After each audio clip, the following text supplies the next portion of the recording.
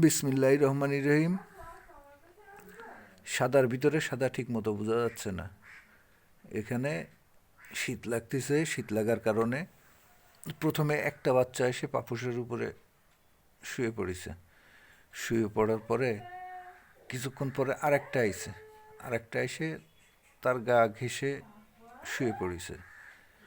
এরপরে একটা একটা করে ছানা ছয়টা বিড়াল ছানা একসঙ্গে এসে এক জায়গায় ঘুমায় আছে, যাতে শীত চলে যায়, গরম লাগে। এই যে প্রাকৃতিক কারণে বিড়াল ছানাদের এই যে বুদ্ধি, এটা মাশাল্লাহ, খুব সুন্দর বুদ্ধি এদের।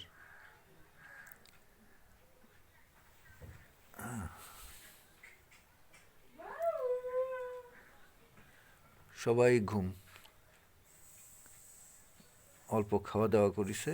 খাওয়া দাওয়া করার পরে এসে একটা গায়ের পরে আর একটা শুয়ে পড়েছে।